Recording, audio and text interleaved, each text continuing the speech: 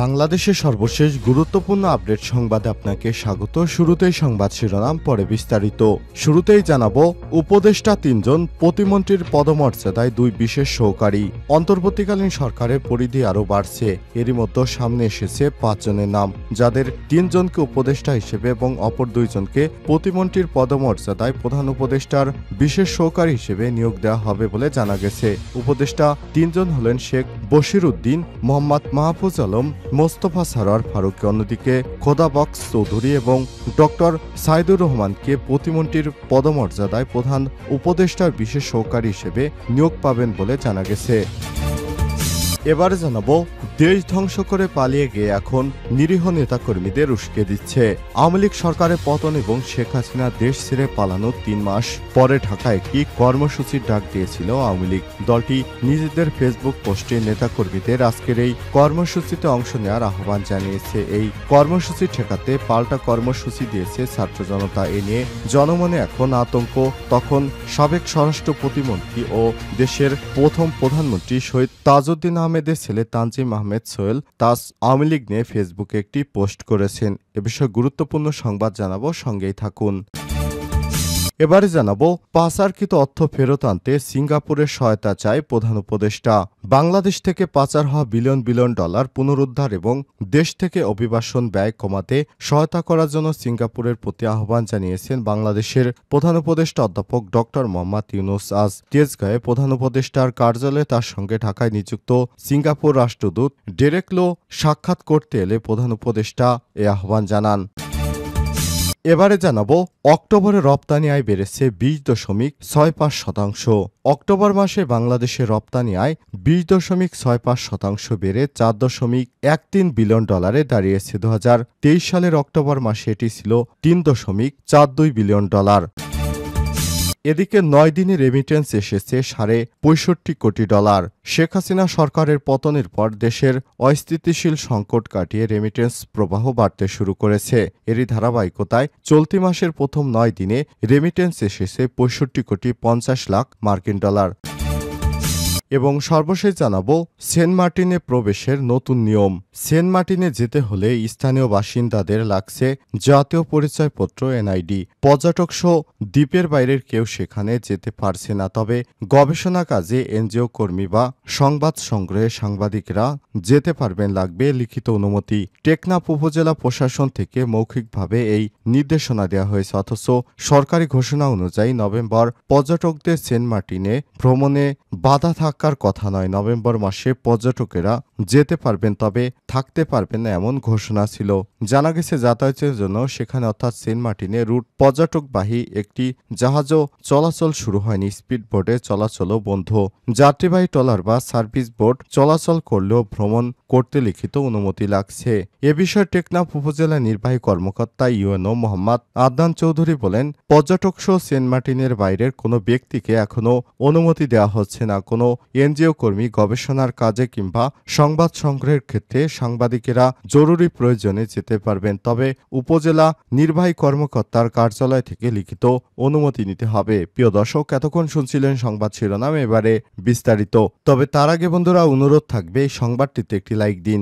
এই চ্যানেলে আপনি নতুন হয়ে থাকলে আমাদের সংবাদটি দেখতে দেখতে চ্যানেলটি সাবস্ক্রাইব করে রাখুন। কমেন্ট করে বন্ধুরা আপনার মূল্যবান মতামত জানিয়ে দিন আপনি বিশ্বের কোন দেশ থেকে বা বাংলাদেশের কোন স্থান থেকে আমাদের সংবাদটি দেখছেন এবং শুনছেন। এবারে বিস্তারিত। উপদেষ্টা 3 জন, প্রতিমন্ত্রীর মর্যাদায় 2 বিশেষ সহকারী। অন্তর্বর্তীকালীন সরকারের পরিধি আরও বাড়ছে। এরই মধ্যে সামনে এসেছে 5 জনের নাম, যাদের 3 জনকে উপদেষ্টা হিসেবে এবং অপর 2 জনকে প্রতিমন্ত্রীর মর্যাদায় প্রধান উপদেষ্টার বিশেষ সহকারী হিসেবে নিয়োগ দেওয়া হবে বলে জানা গেছে। উপদেষ্টা 3 জন হলেন 1 শেখ বশির উদ্দিন, 2 মাহফুজ আলম, 3 মোস্তফা সরোয়ার ফারুকি। অন্যদিকে খোদাবক্স চৌধুরী এবং ডক্টর সাইদুর রহমানকে প্রতিমন্ত্রীর পদমর্যাদায় মন্ত্রণালয়ে প্রধান উপদেষ্টার বিশেষ সহকারী হিসেবে নিয়োগ পাবেন বলে জানা গেছে। আজ 10 নভেম্বর সন্ধ্যায় বঙ্গভবনে নতুন এসব উপদেষ্টা এবং প্রধান উপদেষ্টার বিশেষ সহকারীদের শপথ গ্রহণ অনুষ্ঠিত হওয়ার কথা রয়েছে।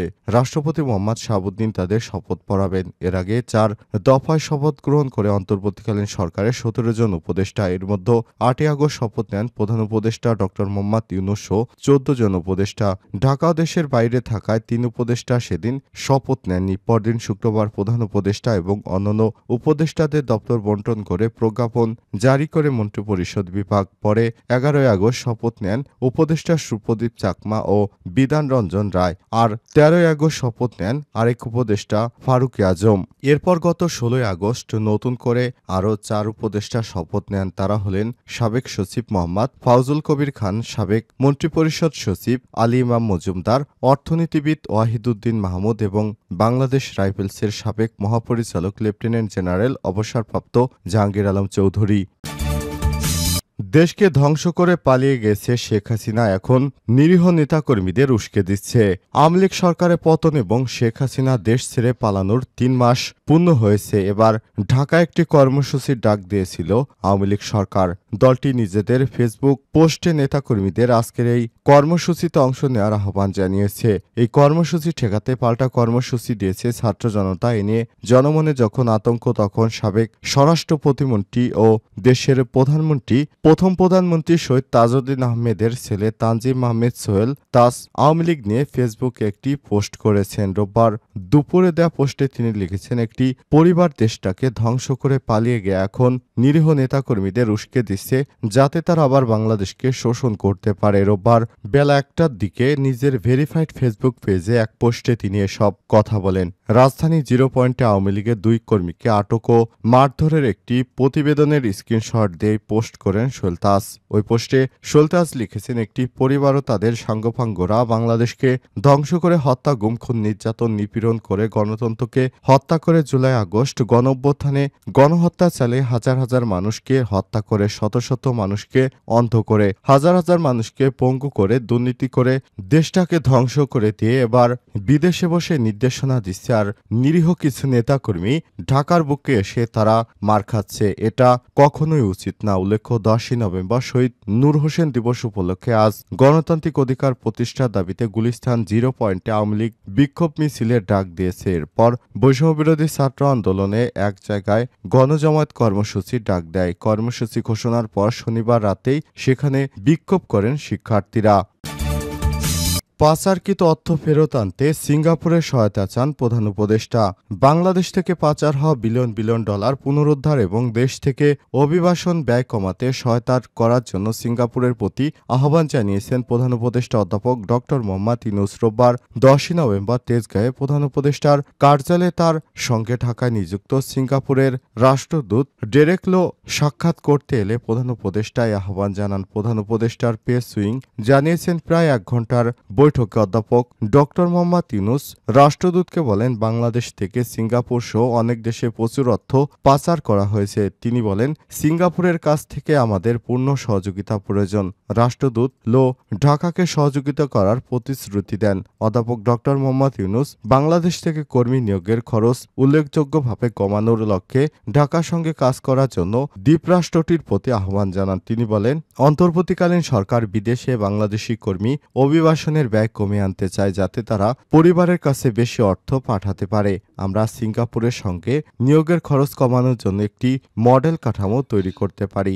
ডেরেক লো বাংলাদেশের সঙ্গে কাজ করার জন্য সিঙ্গাপুরের ইচ্ছা প্রকাশ করেন। তারা নিয়োগ প্রক্রিয়া থেকে ভাড়া চাওয়া অপসারণ করতে চায়। তিনি পরামর্শ দেন, বাংলাদেশ তার বৈদেশিক বিনিয়োগ ব্যবস্থাকে ডিজিটাল করবে, যা শ্রমিকদের মানব পাচার ও শোষণের সম্মুখীন হওয়ার সম্ভাবনা কমিয়ে দেবে। তারা বাণিজ্য ও বিনিয়োগ সহযোগিতা, অন্তর্বর্তীকালীন সরকারের পররাষ্ট্রনীতি, শিপিং ইত্যাদি বিষয় নিয়েও আলোচনা করেন। অক্টোবরে রপ্তানি আয় বেড়েছে 20.65%। অক্টোবর মাসে বাংলাদেশের রপ্তানি আয় 20.65% বেড়ে 4.3 বিলিয়ন ডলারে দাঁড়িয়েছে। 2023 সালের অক্টোবর মাসে এটি ছিল 3.42 বিলিয়ন ডলার। রোববার 10 নভেম্বর বাংলাদেশ রপ্তানি উন্নয়ন ব্যুরো ইপিবি এসব তথ্য প্রকাশ করেছে। ইপিবির তথ্য অনুযায়ী 2024-25 অর্থবছরে জুলাই অক্টোবরের মধ্যে রপ্তানি 10.80% বেড়ে 15.78 বিলিয়ন ডলার হয়েছে, যা গত অর্থবছরে একই সময় ছিল 14.24 বিলিয়ন ডলার। এর আগে গত সেপ্টেম্বর মাসে দেশে রপ্তানি আয় 6.74% বেড়ে দাঁড়ায় 3.52 বিলিয়ন ডলার। 2023 সালের সেপ্টেম্বরে এটি ছিল 3.29 বিলিয়ন ডলার। 9 দিনে রেমিটেন্স এসেছে $65 কোটি। শেখ হাসিনা সরকারের পতনের পর দেশের অস্থিতিশীল সংকট কাটিয়ে রেমিটেন্স প্রবাহ বাড়তে শুরু করেছে। এরই ধারাবাহিকতায় চলতি মাসের 9 দিনে দেশে রেমিটেন্স এসেছে $65.50 কোটি।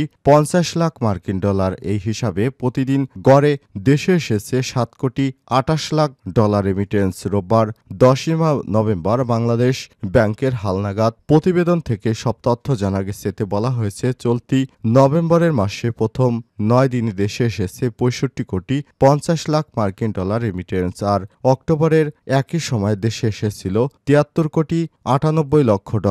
সেই হিসাবে চলতি মাসে কমেছে রেমিটেন্স প্রবাহ। নভেম্বরের প্রথম 9 দিনে রাষ্ট্র মালিকানাধীন ব্যাংকগুলোর মাধ্যমে এসেছে $19.97 লক্ষ।